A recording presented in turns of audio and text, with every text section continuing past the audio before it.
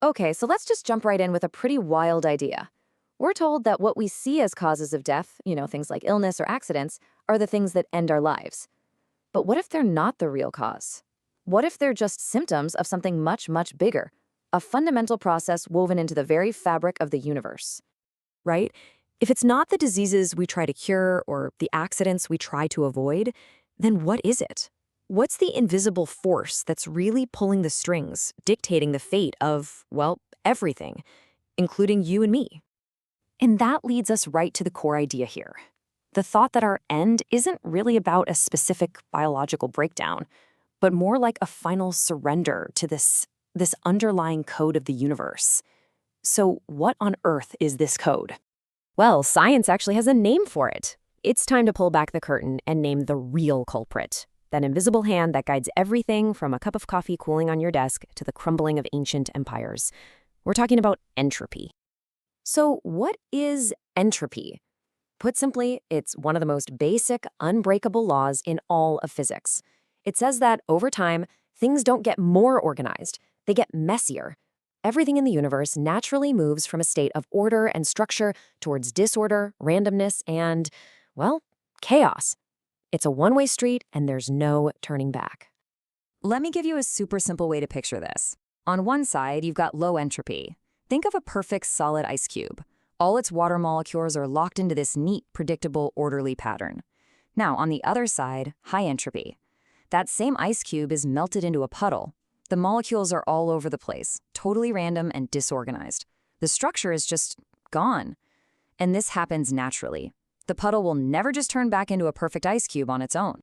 It's kind of wild, because once you understand this principle, this inevitable march towards a mess, you start seeing it absolutely everywhere. It's not just in a physics textbook. It's happening right now, in your kitchen, at the beach, even in your own bedroom. Think about your morning coffee, right? You pour a hot cup. That heat is a concentrated, ordered form of energy. Now, does that coffee ever just magically get hotter by itself? Never. It always, always cools down. It shares its heat with the room, spreading it out until everything is the same temperature. That dispersal, that loss of concentrated energy, that's entropy in action. Or how about this? You spend hours at the beach building this amazing, intricate sandcastle. You put all this energy into creating order, arranging millions of tiny sand grains into a specific complex shape. But what happens if you just leave it be? The wind, the waves, the universe itself, they'll take over, and it will inevitably return to just a messy, disordered pile of sand. Entropy always wins. This is actually the famous second law of thermodynamics, and it plays out in our lives every day. A clean room is a state of low entropy. Everything is ordered and in its place. But what happens if you stop putting energy into it? If you stop cleaning? It naturally descends into chaos, right? And I think we can all agree a messy room has never, ever spontaneously tidied itself. The process just doesn't work in reverse. Okay, but hold on. If everything in the universe is constantly moving towards chaos, then how do you explain us? How do you explain life? This is where the story gets really amazing, because life, it turns out, is the universe's great, beautiful, and temporary exception to the rule. Think about it. A single living cell is mind-bogglingly more complex and ordered than a star or a planet. We, you and I, are walking, talking pockets of extremely low entropy. We're like these tiny, improbable islands of order in a vast cosmic ocean that is always trying to pull us back into chaos. So how in the world do we pull this off? Well, remember, the law of entropy applies to closed systems, but we are not closed systems. We found a loophole. We cheat entropy by constantly bringing in energy from the outside, the food we eat, the air we breathe, the sunlight that powers our planet. We use all that energy to build and prepare and maintain our incredibly complex structures. Being alive is a constant, full-time, energy-guzzling battle against decay. And this brings us right to the grand finale, because that constant, energy-intensive battle, well, it can't go on forever. It's time to connect this huge cosmic law directly to our own very personal experience of life, aging, and eventually, death. This is a really profound shift in how you think about things.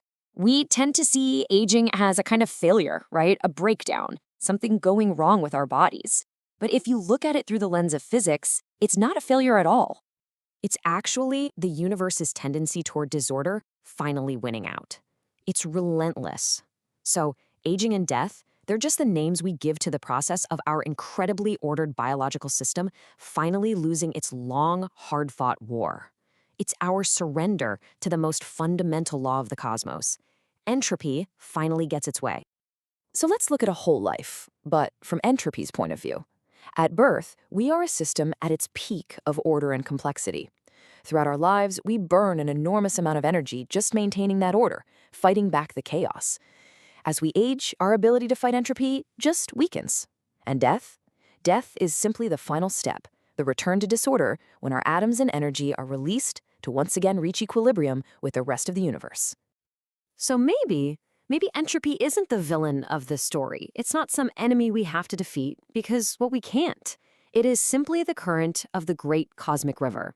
And life is this beautiful, magnificent, but temporary struggle to swim against that current for a little while.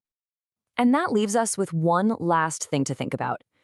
Knowing that your existence is this precious, fragile, temporary bubble of order in a universe that is constantly trying to pop it, how does that change the way you see your own life? The energy you spend, the things you build, and the time you have to do it all?